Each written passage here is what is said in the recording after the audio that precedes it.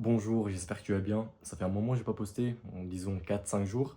Et avant que tu m'allumes sur les boucles d'ailleurs, je te tiens à dire que je reviens du sport, les boucles elles ne sont pas définies, elles sont carrément indéfinies, mais c'est pas le sujet de la vidéo. Parce qu'aujourd'hui, le sujet de la vidéo il est un peu spécial, il est un peu pétillant on va dire. Parce qu'on va parler aujourd'hui de une certaine punition que subissaient les hors-la-loi il y a des années de ça. Mais ces méthodes aujourd'hui évoquent des pratiques clandestines et c'est pour cette raison que la majorité des pays les ont interdits. Mais par contre, il fut un temps où c'était vraiment public, c'était assumé et c'était même des spectacles. On pouvait juste marcher, s'arrêter, regarder et puis repartir, comme si de rien n'était. Accrochez-vous bien parce qu'il s'agit ici de la torture. Et aujourd'hui, on va voir les 11 méthodes de torture les plus connues de l'histoire. Certaines ont été utilisées pendant des siècles, mais certaines ont été interdites rapidement tellement elles étaient atroces. Et on passe directement au classement avec la 11e position qui est la fourche des hérétiques. On commence très doucement avec un petit instrument qui ressemble très fortement à une fourchette. Cette fourchette des hérétiques, elle possède deux tiges métalliques des deux côtés. Les deux sont très pointus et ils sont reliés par une seule plaque. Et cet instrument, on le place entre le menton et la poitrine, ou entre le menton et la clavicule, juste ici là. Elles empêchaient les victimes de baisser la tête, c'est-à-dire juste de dormir, de s'endormir, parce qu'au moindre relâchement, les pics s'enfonçaient dans la chair. La souffrance durait parfois plusieurs jours, sans sommeil, sans repos, jusqu'à atteindre un stade où les victimes deviennent folles et juste elles supplient pour qu'on les achève. Dans la 10e position, on a la méthode supplice du rat. Pour cette méthode, on dispose de trois éléments: un rat, un seau et un feu.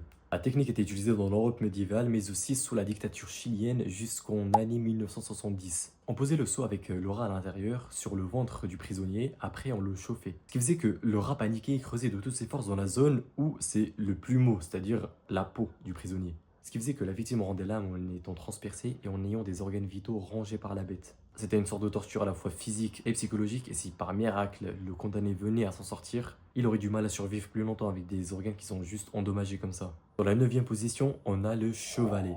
L'un des instruments les plus emblématiques du Moyen-Âge, le condamné y était attaché avec ses poignets et ses chevilles reliés à des rouleaux en bois. Le bourreau faisait tourner lentement les rouleaux dans le sens inverse en étirant le corps de la victime, ce qui faisait qu'à force les articulations de la victime craquaient, les muscles se déchiraient et parfois les bras sont même arrachés de la victime. Petite anecdote aussi sur cette méthode de torture: après que les victimes aient en fait perdu un de leurs membres, les bourreaux leur promettaient entre guillemets de recomposer le corps si jamais elles avouaient la vérité. Ouais, c'est chaud. En 8e position, on a le berceau de Judas, créé par l'Espagne, qui est de loin le meilleur pays en ce qui concerne la créativité et la création de nouvelles méthodes de torture à l'époque. Le berceau de Judas est en fait une pyramide de bois avec un sommet très très pointu. On y plaçait ensuite la victime nue en l'asseyant sur la pointe.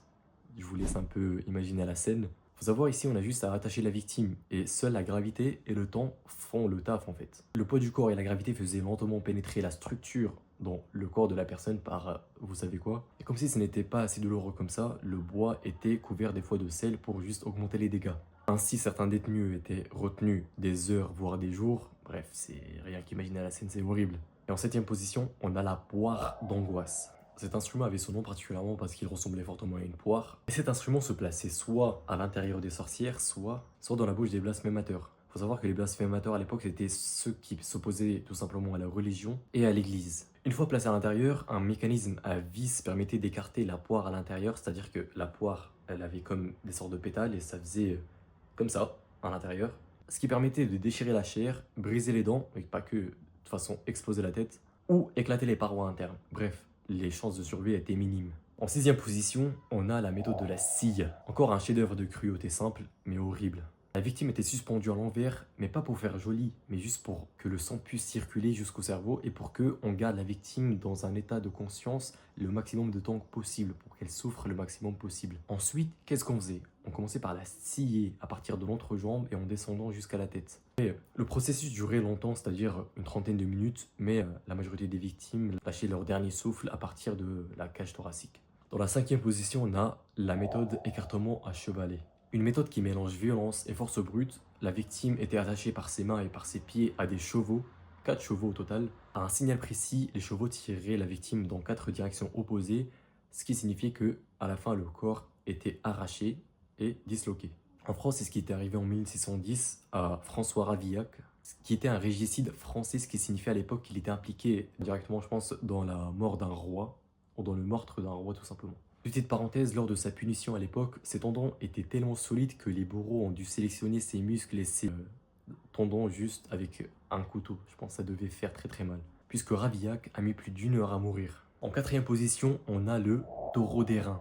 Imaginez un immense taureau en bronze et creux, dans lequel on y enfermait la victime et en allumant un feu sous la statue.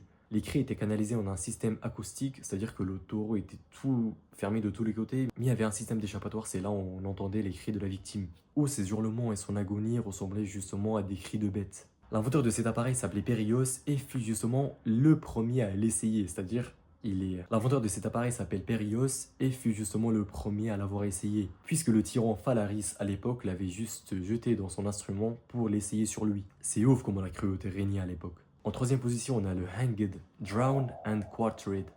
T'as vu l'accent en anglais un peu ou pas? C'était une punition des traîtres en Angleterre qui était utilisée jusqu'aux années 1800.